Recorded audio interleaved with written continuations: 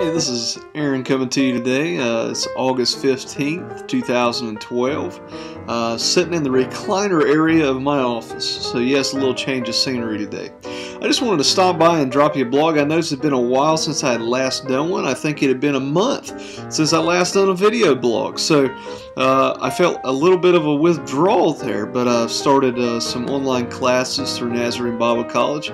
And as you know, 2 jobs, classes, and family take up most of your time. So a blog has to take a back seat sometimes.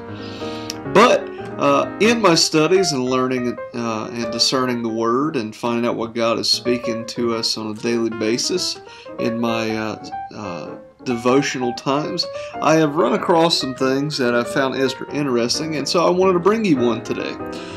If you would have your word, or if you're just listening, that's fine.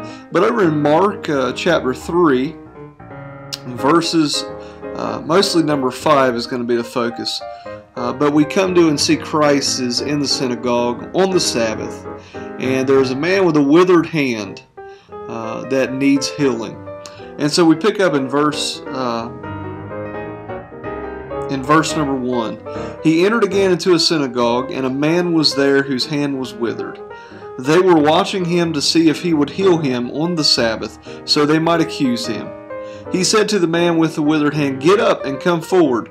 And he said to them, "Is it lawful to do good or to do harm on the Sabbath, to save a life or kill?" But they kept silent. After looking around at them with anger, grieved at their hardness of heart, he said to the man, "Stretch out your hand." And he stretched it out, and he was restored.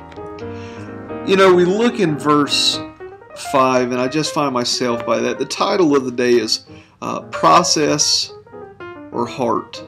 And mostly, are we wrapped up in process of how we go about doing things, as the Pharisees were?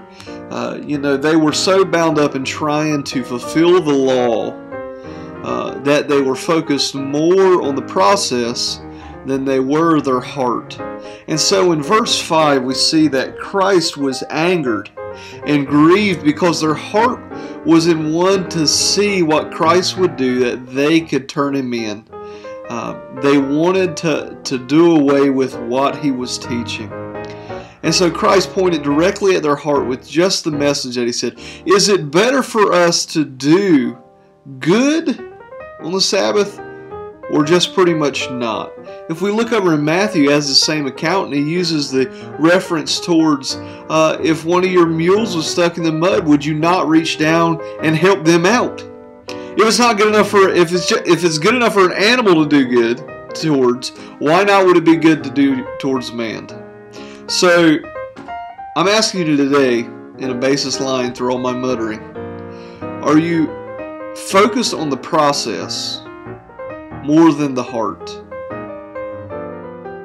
And whatever that process may be, it may be doing something in the church. It may mostly end up be something you're doing rather than you in the being mode. Because what we like to do is do. We don't like to just be. Because the being brings about the trueness of our heart. And God can really point through the Holy Spirit to our heart and where it stands. So I challenge you today to see beyond the process. Let the Holy Spirit point toward your heart so that you can be fulfilled in love. And through Christ, as the Pharisees did not see, we will fulfill what God had commanded in the Old Testament, which is exciting. So, look beyond the process today. Look to your heart. That is my challenge. We'll see you back next time.